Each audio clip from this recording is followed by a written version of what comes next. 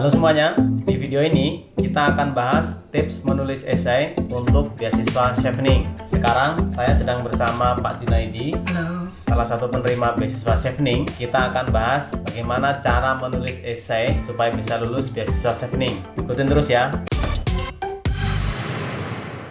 Pak Junaidi ini sekarang lagi kuliah S2 mengambil jurusan TESOL ya Pak ya?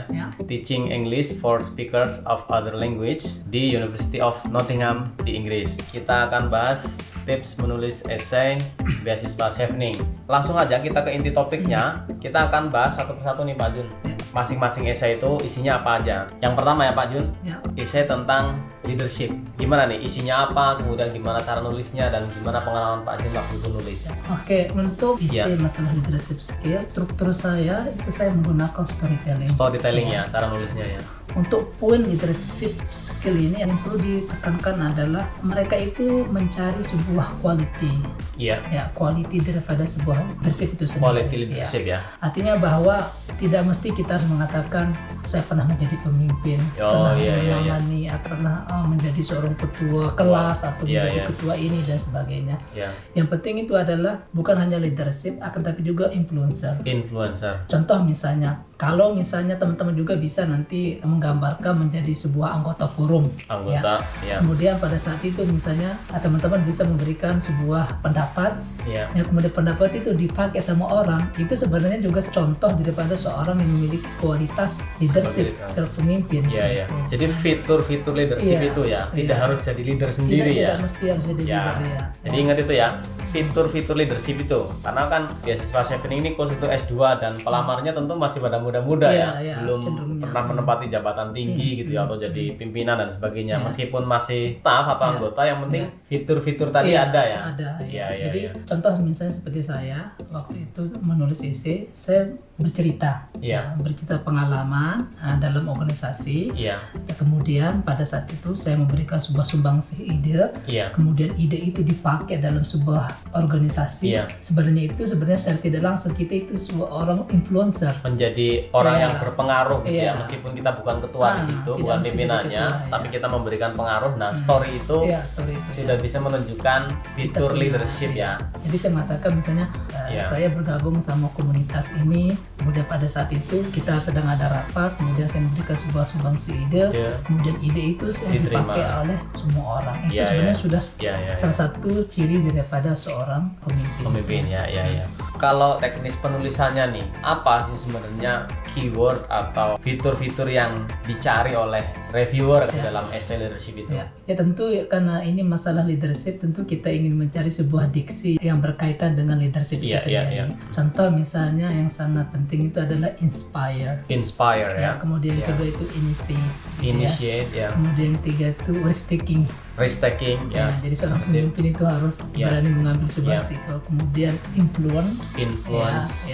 Kemudian motivate kemudian accommodate mengakomodasi kemudian kata-kata yang biasanya diasosiasikan dengan kepemimpinan atau leadership.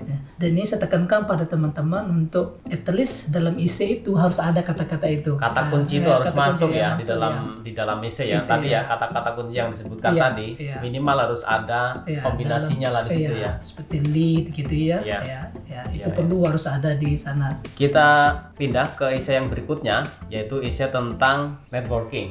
Seperti apa isinya, konten yang harus ada di dalamnya, kemudian stylenya dan pengalaman Pak Jun waktu itu. Kita mulai dari strukturnya. Jadi struktur itu tidak jauh beda. Kalau bagi saya saya jadi masih menggunakan struktur storytelling ya. Kemudian masalah substansinya itu adalah kita mengkaitkan beberapa pengalaman kita dalam bernetworking. Contoh misalnya kalau teman-teman ikut terlibat dalam sebuah organisasi atau sebuah forum, tentu di sana kan ada beberapa orang terlibat, tidak orang Indonesia saja, tapi mungkin ada terlibat orang di luar Indonesia yang kemudian misalkan di grup WA misalnya gitu kemudian ada orang di luar Indonesia. Nah, tapi sebagai seorang yang memiliki good networking skill, bahasanya itu lebih kepada bagaimana manfaat daripada kita menjadi bagian sebuah komunitas itu tidak tidak hanya kita saja yang merasakan, tapi bisa kita bawa kepada masyarakat juga. Lebih luas ya. Lebih luas gitu. Apa yang kita dapat dalam sebuah komunitas itu kemudian kita transfer kepada community. Jadi lebih kepada sharing benefit lah gitu kan bahasanya. Waktu nulis essay kemarin apa yang Pak Jun waktu itu saya mengikuti salah satu organisasi pengajaran bahasa yang disebut dengan iTEFL yang ada di UK. Saya subscribe di sana, saya daftar waktu sekitar 3 Itu semacam grup gitu ya, grup untuk belajar bahasa Inggris ya. Itu grup untuk conference Jadi ada artikel-artikel di sana. Cuma waktu itu yang sangat inspired bagi saya waktu itu adalah bahwa bagaimana mereka mau akomodir seorang expert, kemudian mereka setiap tahun ada conference. Nah, di mana juga di sana ada penghargaan bagi orang-orang yang memberikan kontribusi besar dalam pengajaran bahasa Inggris. Ada award gitu loh. Itu saya lihat dari perkumpulan itu. Nah, kemudian pada saat itu saya berpikir, ini juga kayaknya bisa kita contextualize atau hal seperti ini bisa saya bawa juga di daerah saya gitu loh. Nah, pada saat itu karena lembaga-lembaga pendidikan bahasa non formal ya di Lombok waktu itu banyak sekali ya. Nah, pada saat itu saya kok berpikir gitu loh, bagaimana juga kita sekarang akan mengakomodir mengumpulkan leader-leader dari pendidikan non formal pada saat itu di Lombok. Di Lombok pada saat itu terkumpullah sekitar 7 gitu. Kemudian juga saya tidak menjiplak tapi sesuai dengan kebutuhan apa yang kita butuhkan. Kita juga kemudian berdiskusi tentang bagaimana pengajaran bahasa Inggris di konteks non formal Nah, terinspirasi dari apa yang saya dapat dari perkumpulan iTEFL itu sendiri. Jadi saya bawa sebuah konsep yang ada saya dapatkan di sana, kemudian saya transfer kepada komunitas yang lain. Disitulah Pak Jun berkontribusi dalam membangun network di komunitas pendidikan non formal untuk bahasa di Lombok Timur ya. Kalau ada hal-hal yang mau ditanyakan, silakan kalian bisa tulis di kolom komentar ya. Sekarang essay yang nomor 3 yaitu Field of Study atau Study Plan.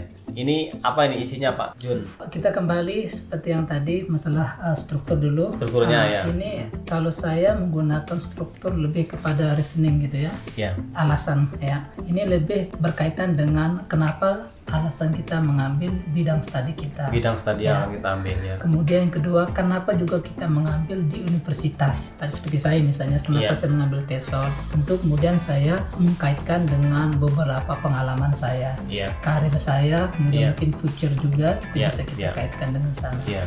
Alasan ini tentu kita juga harus jelas ya, artinya sesuai dengan kebutuhan yang ada di daerah kita. Pilih Nottingham waktu itu. Waktu itu saya juga melihat beberapa peringkatan universitas ranking universitas QS QS. Dan saya lihat waktu itu memang Nottingham untuk yang education, TESOL juga salah satu bagian daripada education, dan itu sangat bagus sekali rankingnya pada saat itu. Kemudian yang keempat, essay beasiswa Chevening adalah career plan atau rencana karir. Apa ini isinya? Ini sebenarnya lebih kepada apa yang kita akan lakukan setelah kita selesai belajar. Dalam pembuatan ini saya ini menggunakan problem solving. Problem solving pendekatannya pendekatan problem solving. Artinya saya memberikan satu paragraf tentang permasalahan yang ada di daerah saya, kemudian saya menawarkan solusi dan berdasarkan bidang studi saya. Contoh misalnya bidang saya TESOL, pengajaran bahasa. Pada saat itu sedang kita menggaungkan untuk halal tourism, dan beberapa hasil riset bahwa percepatan tourism yang ada di NTB itu sangat lambat sekali karena salah satu faktornya adalah ketidakmampuan masyarakat setempat dalam berbahasa. Keterbatasan bahasa. Terutama masalah intercultural communication. Nah, pada saat itu kemudian saya sebagai seorang jurusan saya ini akan salah satu yang akan sangat bisa bermanfaat untuk mengatasi masalah keterbatasan bahasa. Tentu saya bisa membuat program namanya English for Tourism at least sehingga itu nanti bisa membantu masyarakat mengembangkan tourism. Jadi karena Pak Jun ini belajar TESOL bagaimana belajar bahasa Inggris, mengajarkan bahasa Inggris untuk orang yang bukan native speaker, itu berkontribusi untuk mengembangkan tourism di Lombok Timur ya, itu bagus banget ya. Itu tadi 4 essay yang harus kita buat kalau kita mau apply beasiswa Chevening. Sudah dijelaskan cara menulis essay beasiswa Chevening, kemudian tips menulis essay Chevening, dan Pak Junaidi ini berbaik hati sekali untuk nge-share contoh essay beasiswa Chevening untuk kalian semuanya. Jadi kalian yang mau contoh seperti apa esai yang ditulis Pak Junaidi waktu itu, kalian bisa tulis alamat email kalian di kolom komentar. Nanti akan kita kirim ke email kalian. Itu tadi tips menulis esai chevening. Ada juga contoh esai untuk beasiswa chevening. Silahkan kalian share video ini buat siapa aja yang membutuhkan. Sampai ketemu lagi, semoga bermanfaat.